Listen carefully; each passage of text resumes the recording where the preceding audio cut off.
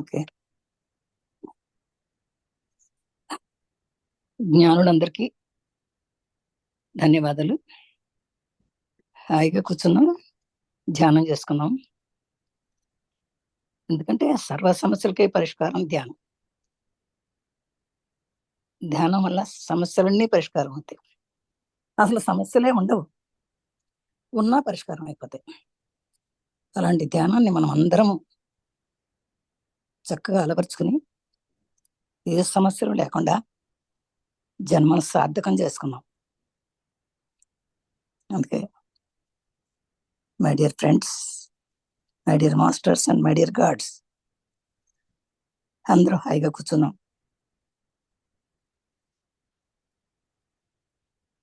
హాయిగా కూర్చోవడం అంటే స్థిర సుఖాసనం. కదలకుండా కూర్చోవడం, సుఖాసనంలో కూర్చోవడం, కాళ్ళు మడుచుకుని కూర్చొని చేతుల్లో వేళల్లో వేళ్ళు పెట్టుకుని కళ్ళజోడు తీసి పక్కన పెట్టుకుని కూర్చున్నాం. హాయిగా ధ్యానం చేసుకున్నాం. ఈ ధ్యానం చేసుకునే ముందు మనందరికీ గురువు, విశ్వగురువు, పరమ గురువు అయిన మన బ్రహ్మర్షి పితామహ సుభాష్ పత్రి గారిని, వారి ధర్మపత్ని సాధర్మచారిణి స్వర్ణమాల పత్రిజీ మేడం గారిని కూడా మనం మనస్ఫూర్తిగా అనేక కోట్ల ధన్యవాదాలతోటి నమస్కారాలు చెప్పుకుంటూ, కృతజ్ఞతలు చెప్పుకుంటూ, వారి ఆశీర్వాదాన్ని కోరుకుంటూ, వారి చైతన్యాన్ని కూడా కోరుకుంటూ మనం ధ్యానంలోకి వెళ్దాం. హాయిగా కూర్చున్నాం. ఈ సమయం మందే. ప్రతిరోజు బ్రహ్మముహూర్త కాలంలో కూర్చుని, చిరు చీకట్లో కూర్చుని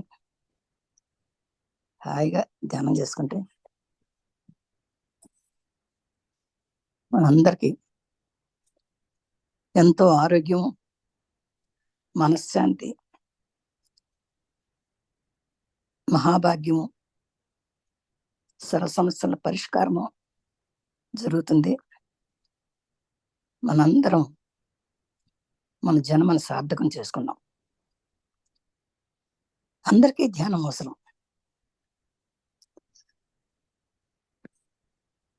ధ్యానం వల్ల అనేక లాభాలు ఉన్నాయి.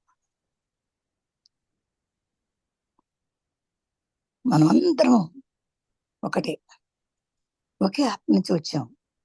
మనందరికీ ఒకటే ఆత్మ, ఒక చోట నుంచే వచ్చాం, మళ్ళీ అక్కడికి వెళ్ళిపోతాం. అందుకని మనందరం ఫ్రెండ్స్, మనందరం గురువులం. నేను చెప్తే నేను గురువు, మీరు చెప్తే మీరు గురువు. మనందరం గాడ్స్. మనందరికీ దైవ లక్షణాలు ఉన్నాయి. అహం బ్రహ్మాస్మి, నేను బ్రహ్మనే అని చెప్పుకునే ధైర్యం రావాలి మనకి.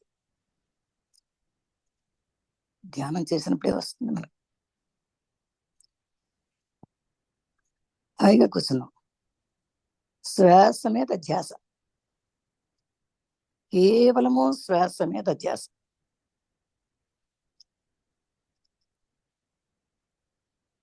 గమనించండి అమ్మా, కేవలము శ్వాస మీద ధ్యాస. శ్వాస తీసుకోవడం, శ్వాస వదలడం. హాయిగా కడుపు నిండా గాలి తీసుకోండి, పూర్తిగా వదిలేసేయండి. హాయిగా గాలి పూర్తిగా తీసుకున్నప్పుడు పొట్ట పైకి రాస్తుంది, వదిలేసినప్పుడు పొట్ట కంప్లీట్ గా లోపలికి వెళ్ళిపోతుంది.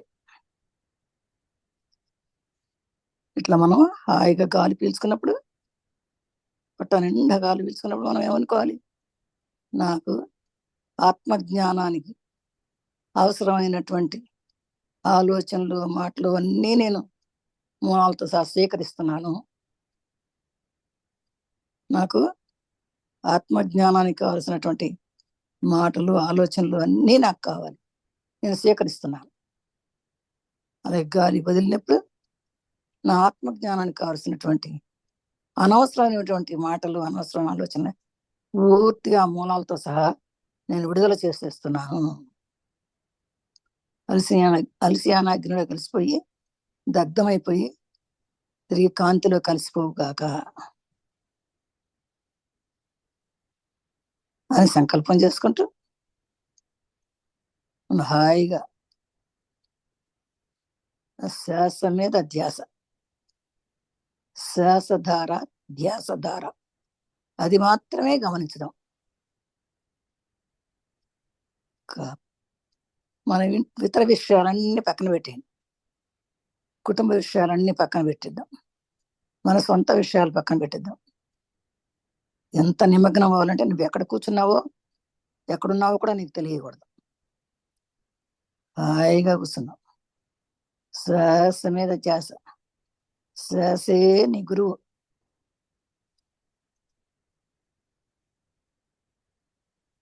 హాయిగా కూర్చున్నాం. ఏమాత్రం ఎవ్వరూ కళ్ళు తెరవద్దు. కేవలం శ్వాస మీద ధ్యాస. ఇది తేలికైన పద్ధతి, అందరూ అనుసరించదగిన పద్ధతి.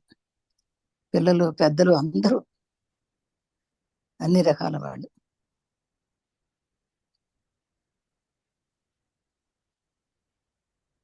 మనందరిది ఒకటే మతం. ఏ మతం? ధ్యాన మతం.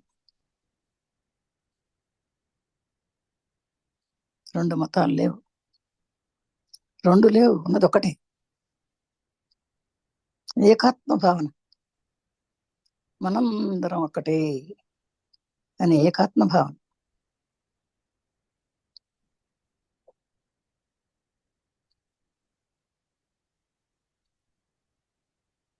ఎప్పుడైతే ఏకాత్మ భావన ఉంటుందో అప్పుడు ఎక్కడికి పరుగులు పెట్టాల్సిన పని లేదు.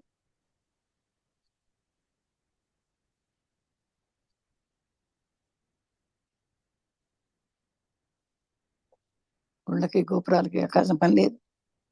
ఆ దైవం మీద నీ దగ్గరే ఉన్నాడు. ఆ వెంకటేశ్వర స్వామి నీ దగ్గరే ఉన్నాడు.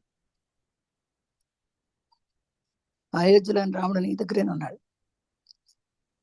ఆ కాశీలోని శివుడు నీ దగ్గరే ఉన్నాడు.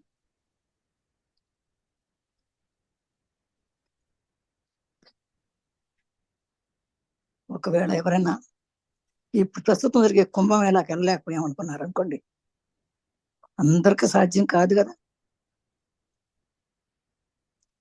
ఎంతమంది, అందరికీ ఎన్నో సమస్యలు ఉంటాయి.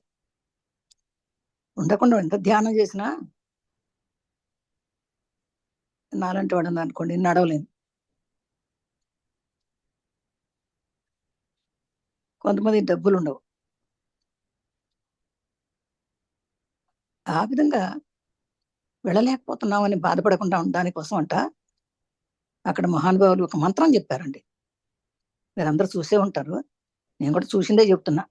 అయితే నాకు మాత్రం ఏం తెలుసు, నేను మీలాగా ధ్యానిని. అయితే ఇక్కడ మంత్రం చెప్తున్నారు. మనమందరం కూడా కళ్ళు మూసుకుని మనం కూడా ఆ మహాకుంభమేళా ప్రయాగరాజ్కి వెళ్ళినట్టుగా ఊహించుకుందాం. అందరం ప్రయాగరాజులో ఉన్నాం. మనం అంతా ఇప్పుడు చక్కగా ఆ నాగసాధుల మధ్యలో ఉన్నాం. ఎంతో మంది సాధులు, సాధు పుంగవులు, మహర్షులు, మునులు, ధ్యానులు అందరూ ఉన్నారు. మహాధ్యానులు ఉన్నారు. వాళ్ళందరి దగ్గర, వాళ్ళందరూ స్నానం చేసిన ప్లేస్ లో మనం కూడా స్నానం చేస్తున్నాం. ఎలా చేద్దాం? చక్కడ ఒక మంత్రం చెప్పుకొని స్నానం చేద్దాం. ఎవ్వరు కళ్ళు తెరవకండి, కేవలం వినండి. కేవలం వినండి అంతే. ఒట్టి కళ్ళు మాత్రమే పనిచేస్తుంది, ఇంకేం పని చేయట్లే మనకి. మంత్రం చెప్తున్నాను, హాయిగా వినండి. ఏం చెయ్యొద్దు, ఏం కదలొద్దు, ఏమాత్రం కళ్ళు తెరవకండి. త్రివేణిం మాధవం సోమం భరద్వాజం చ వాసుకిం వందే క్షయామృతం శేషం ప్రయాగం తీర్థనాయకం శ్రీ తీర్థరాజ ప్రయాగ నమో నమో. 3 సార్లు చెప్పుకుందాం. మనం అందరం త్రివేణి సంఘంలోకి ప్రయాగరాజులో స్నానం చేసి వచ్చినట్టుగా భావించుకుందాం. త్రివేణిం మాధం సోమం భరద్వాజం చ వాసకిం వందే క్షయవటం శేషం ప్రయాగం తీర్థనాయకం శ్రీ తీర్థరాజ ప్రయాగ నమో నమో. మూడోసారి త్రివేణిం మాధవం సోమం భరద్వాజం చ వాసుకిం వందే క్షయవటం శేషం ప్రయాగం తీర్థనాయకం శ్రీ తీర్థరాజ ప్రయాగ నమో నమో. ఆ విధంగా మనం చక్కటి మంత్రంతో ప్రయాగలో స్నానం చేశాం. ఇది మహా కుంభమేళ అంటే 144 సంవత్సరాల తర్వాత వచ్చినట్టు. అందుకని మళ్ళీ మనం చూడం, ఇంకా మళ్ళీ ఇంకోసారి రాదు. ఇది మహాకుంభమేళ. మామూలుగా కుంభమేళ అంటే 12 సంవత్సరాలకు ఒకసారి వస్తుంది, కానీ ఇది 144 144 సంవత్సరాలు 12 అందుకనే ఈ జనం పోటెత్తడం. అయితే ఈ వచ్చే సాధువులు, నాగ సాధువులు మామూలు వాడు కాదు, మనకు కనపడేంత మామూలు వాడు కాదు. వాళ్ళు ఎక్కడి నుంచి వస్తారో తెలియదు. అంటే వాళ్ళు ఒక్కసారి అంటే ఆకాశం నుంచి వచ్చేస్తారట, మళ్ళీ వెళ్ళేటప్పుడు కూడా అలాగే వెళ్ళిపోతారు. ఎలా వస్తారో అలాగే. లేకపోతే మామూలుగా అయితే ఎన్ని ట్రైన్లు కావాలి, ఎన్ని ఫ్లైట్లు కావాలి? అంత కోట్ల జనానికి ఎన్ని ఫ్లైట్లు, ఎన్ని సరిపోదు. అందుకనే వాళ్ళకి ట్రైన్లు అక్కర్లే, ఫ్లైట్లు అక్కర్లేదు. అలా వస్తారు, అలా వెళ్తారు. మరి వాడు ఎన్ని సంవత్సరాలు మనం ధ్యానం చేయడానికే చచ్చిపోతున్నాం. అమ్మో ధ్యానం కూర్చున్నామంటే కాళ్ళు నొప్పులు, ఏళ్ళ నొప్పులు, నడువు నొప్పులు, వంటింట్లో ఏం జరుగుతుందో, ఆ పిల్ల ఏం చేస్తున్నారు, ఎన్నో వస్తాయి. మరి వాడు సంవత్సరాలు అప్పుడే కుటుంబం లేదు, సంసారం లేదు, తిండి లేదు, ఎండ లేదు, వాన లేదు, ఏం లేదు. అంత వదిలేసి కంప్లీట్గా ప్రకృతిలో మమేకమైపోయి భగవన్నాము, ఆ భగవంతుడు నేనే అన్న దీక్షతోటి కొన్ని సంవత్సరాలు వాడు జడలు పెంచి ఒంటి మీద నూలు పోగు లేకుండా అలా ధ్యానం చేశారు. అంటే ఆ హిమాలయాల్లో ధ్యానం చేశారంటే ఎంత దీక్షాపరులో మనం అర్థం చేసుకోవాలి. అందుకని అంతటి మహానుభావులు స్నానం చేసినటువంటి నీటిలో మనం కూడా స్నానం చేయటం ఉత్తమమైనటువంటిది. కనుక మనకి కుదరపోయినప్పుడు ఈ మంత్రం చెప్పుకుంటే మనం కూడా రోజు ప్రయాగలో స్నానం చేసినట్టే అర్థమట.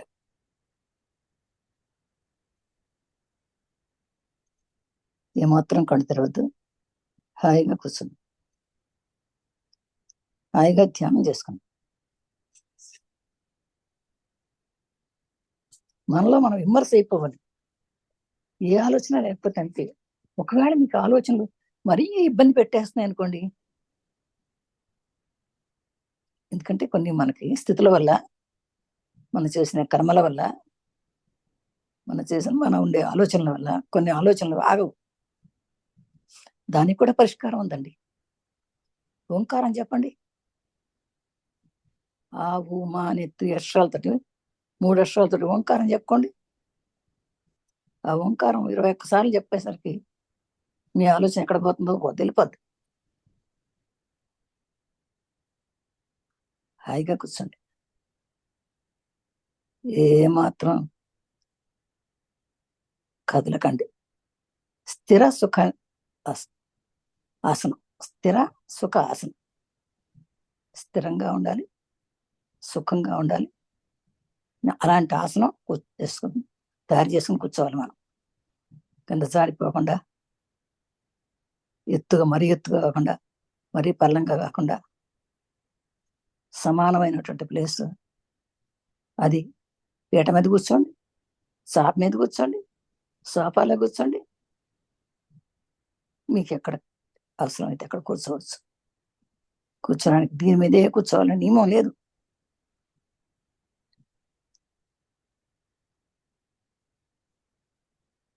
ఎక్కడ కూర్చుంటే సుఖంగా ఉంటుందో ఆ సుఖం ఆసనం మీరు తయారు చేసుకుని కూర్చోవచ్చు. కేవలము ఆలోచన రహిత స్థితి తెచ్చుకోండి. ఏ ఆలోచన లేని స్థితి, ఏ రూపము ఊహించవద్దు, ఏ మంత్రము జపించవద్దు. హాయిగా కూర్చుంటే నీ మనస్సు ఫ్రీ, వదిలిన స్వేచ్ఛనివ్వండి. ఆ స్వేచ్ఛకి అడ్డుకోవడం, ఆలోచన రాకుండా ఉండే శ్వాస మాత్రమే మనం శ్వాస మీద ధ్యాస పెట్టాలి. ఎంతసేపు శ్వాస మీద అంటే ధ్యాస మరల్చకుండా ఉంటే, కేవలము శ్వాస మీద ధ్యాస పెడితే అది చివరికి ఆలోచన రహిత స్థితి చేరుకుంటుంది. ఆలోచన రహిత స్థితికి వెళితే మనకు అప్పుడు తెలుస్తుంది మనం లోపల ప్రయాణం అప్పుడు సాగుతుంది. అంతవరకు లోపల ప్రయాణం చేయలేము మనం. ఆ లోపల ప్రయాణం జరుగుతున్నప్పుడే మనకు హాయి తెలుస్తుంది, ఆ సంతోషం తెలుస్తుంది, ఆ వెలుగు కనపడుతుంది, ఆ వెలుగులో ప్రయాణిస్తాం.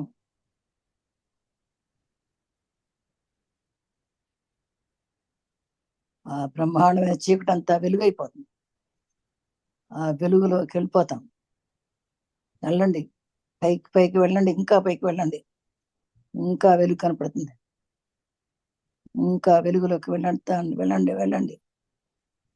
వెళ్తున్నాం, మనం అందరం హాయిగా వెళ్తున్నాం.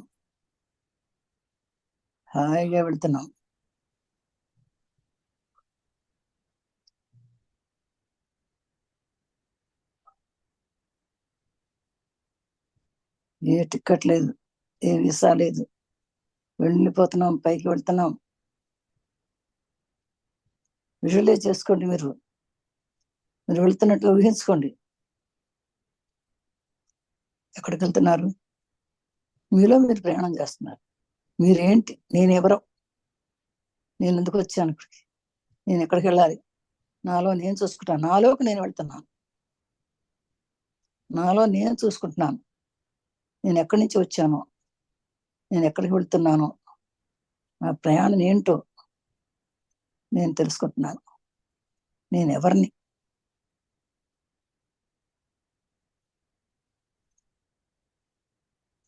నీ సంగతి నువ్వు చూసుకున్నాక అప్పుడు వేరే వాడి సంగతి చూడవచ్చు. కానీ మనమేమో వాడిలా అందరంకా చూస్తాం, మన వైపు మనం చూసుకోము. నీకు 5 వేళ్ళు ఉన్నాయి కదా, ఒకవేళ చూపిస్తావు, ఆ పాయింటెడ్ ఫింగర్ మాత్రమే చూపిస్తావు, నువ్వు వాడు అని. కానీ నీ వైపు చూపుకోవాలని, నేనెవరో,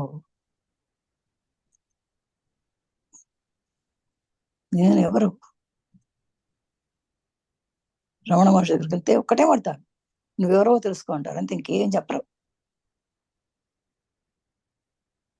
స్వామి చెప్పండి అంటే నువ్వెవరో తెలుసుకొని ఆయన అంటాడు, అంతే. నువ్వెవరో? నేను సుబ్బారావు. నీకెవరు చెప్పారు? మా అమ్మ చెప్పింది. మీ అమ్మకి ఎవరు చెప్పారు? అయినా ఎప్పుడు పెట్టారు నీకు ఆ పేరు? నీకు పుట్టినాక 21 రోజులకో ఎప్పుడో పెట్టుంటారు. మరి ఆ 21 రోజుల ముందు నువ్వెవరు మరి? అప్పుడు పేరు లేదా నీకు?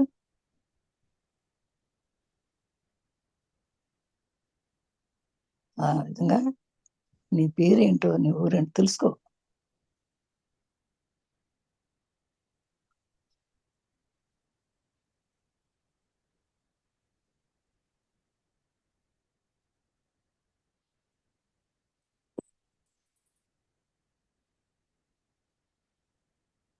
నిన్న చక్కటి పాట పెట్టారు మన మణి గారు.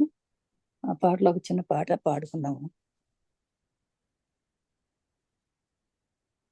కృష్ణయ్య పాట అది.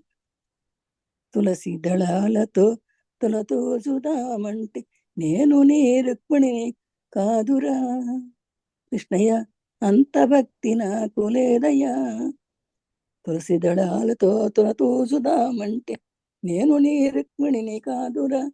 కృష్ణయ్య, అంత భక్తి నాకు లేదయ్యా, యమునా నది తీరాన రాచ క్రీడలాడదామంటే నేను నీ రాధమ్మను కానురా. కృష్ణయ్య, నేను నీ రాధమ్మను కానురా, అంత ప్రేమ నాకు లేదురా, అంత ప్రేమ నాకు లేదురా. వెన్న మీగడలతో నీకు గోరు ముద్ద తినిపించుదామంటే, నీకు గోరు ముద్ద తినిపించుదామంటే, వెన్న మీగడలతో నీకు గోరు ముద్ద తినిపించుదామంటే నేను నీ యశోదమ్మను కానురా, నేను నీ యశోదమ్మను కానురా. కృష్ణయ్య, నేను అంత నోము నోచలేదురా, నేను అంత నోము నోచలేదురా. నా హృదయమే నీకు కోవెలుగా చేద్దామంటే నేను నీ మీరాను కాదురా, నేను నీ మీరాను కాదురా. కృష్ణయ్య, నాకు అంత శ్రద్ధ లేదురా, నాకు అంత శ్రద్ధ లేదురా. సంసారమే వదిలి నీ సంకీర్తనలే చేయుటకు నేను త్యాగయ్యను కాదురా. కృష్ణ, నాకు అంత శరణాగతి లేదురా. కృష్ణయ్య, నాకు అంత శరణాగతి లేదురా. సంసార సముద్రాన సంతృప్తిగా నలిగాను నేను, ఈ సంసార సముద్రాన సంతృప్తిగా నలిగాను నేను. కృష్ణయ్య, కృష్ణయ్య, ప్రేమనే తెడ్డు వేయరా, ప్రేమనే తెడ్డు వేయరా. కృష్ణయ్య, నన్ను ఒడ్డు చేర్చరా. సంసార సముద్రాన సంతృప్తిగా నలిగాను నేను. కృష్ణయ్య, ప్రేమనే తెడ్డు వేయరా, ప్రేమనే తెడ్డు వేయరా. కృష్ణయ్య, నన్ను ఒడ్డు చేర్చరా, నన్ను ఒడ్డు చేర్చరా, నన్ను ఒడ్డు చేర్చరా. కృష్ణ, కృష్ణ, కృష్ణ.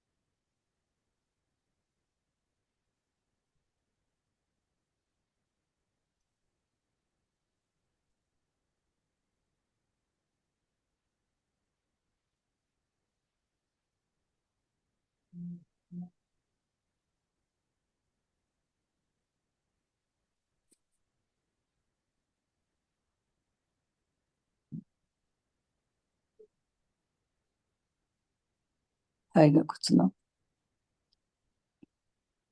ఎవరు కొడతారు వద్దు.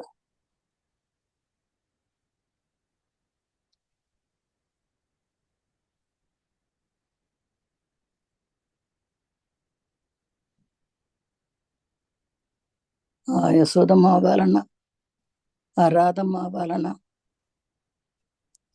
ఆ మీరాబాయి అవ్వాలన్న మనకి ఎంత భక్తి ఉండాలి, ఎంత ధ్యానం ఉండాలి, ఎన్ని జన్మల భక్తి ఉండాలి. అర్థం చేసుకుంటే మన జన్మ సార్థకం అవుతుంది మిత్రులారా.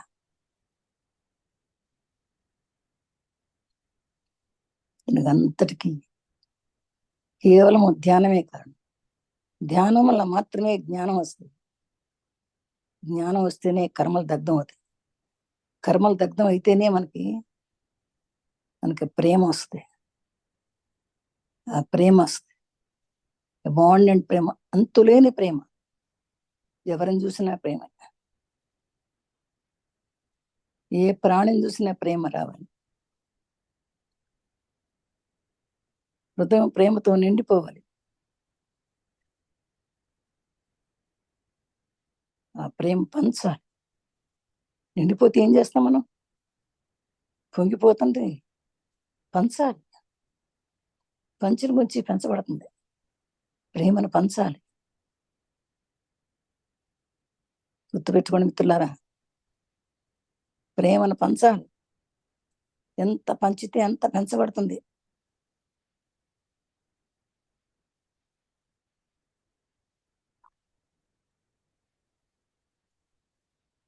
హాయిగా ధ్యానం చేసుకున్నాం.